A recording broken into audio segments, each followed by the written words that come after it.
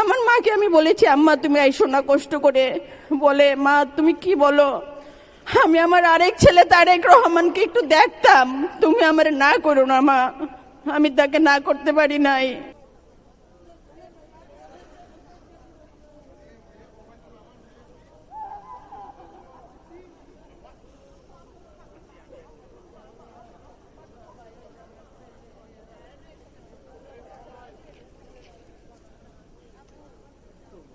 আমাদের মাঝহারুল ইসলাম রাসেল ভাইয়ের ছোট বোন নুসরাত জাহান লাবণী।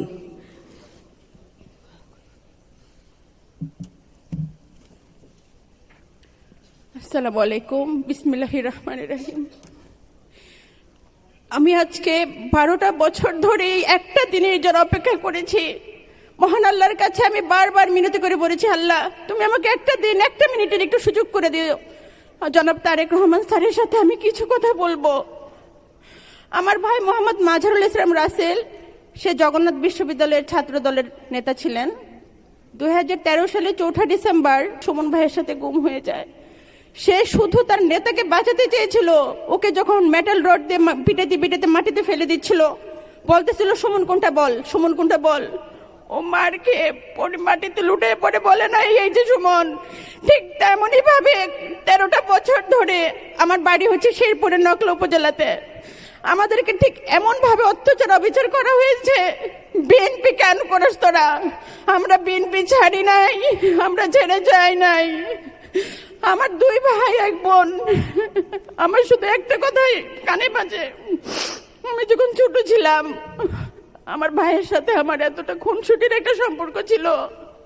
আমি রাগ করলেও বলতো বাবার চোখের মনি নয়,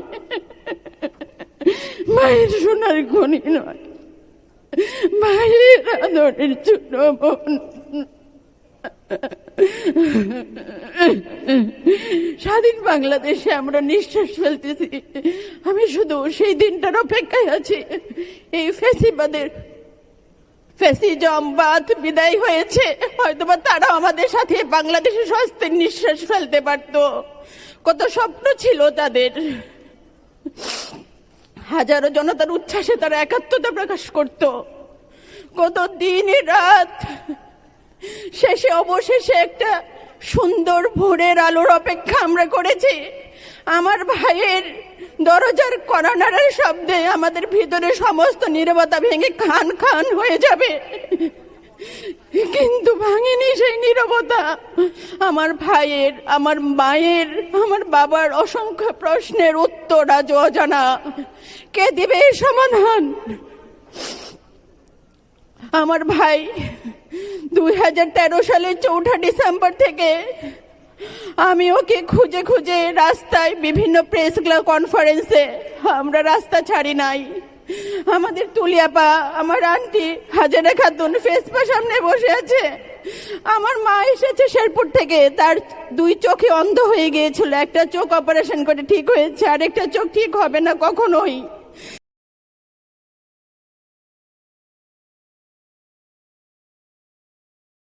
আমার মাকে আমি বলেছি, আম্মা তুমি আইসো না কষ্ট করে।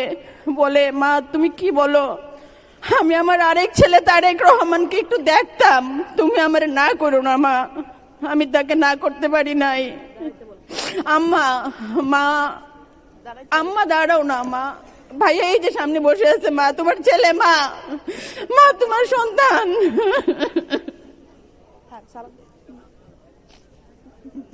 আমি তারেক রহমান ভাইয়ার কাছে কিচ্ছু চাই না ভাইয়া, শুধু আমার ভাইয়ের গুমের বিচারটা ভাইয়া আপনি করবেন ভাইয়া। রুমন ভাই একটু আম্মাকে পারমিশন দেন ভাইয়া।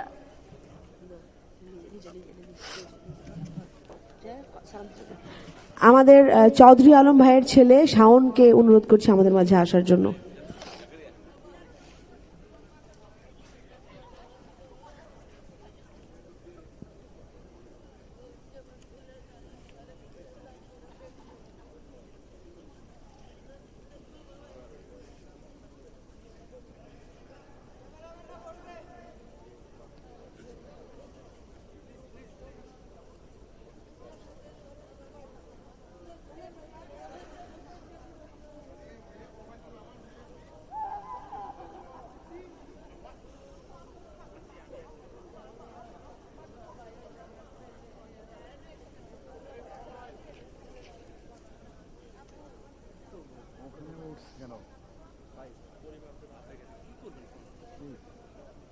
আপনি বলেন।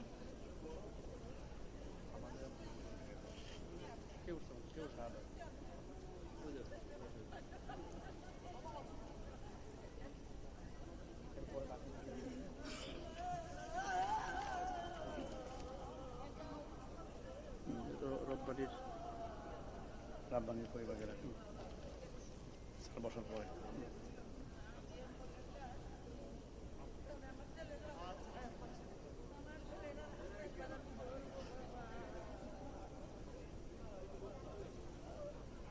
মাকে রিকোয়েস্ট করেন, জি। মা তুমি মা, মা গো প্লিজ তুমি যাও মা, সবাইকে কষ্ট দিও না মা। মা প্লিজ, সবাইকে ধন্যবাদ, আমি সরি মা, প্লিজ।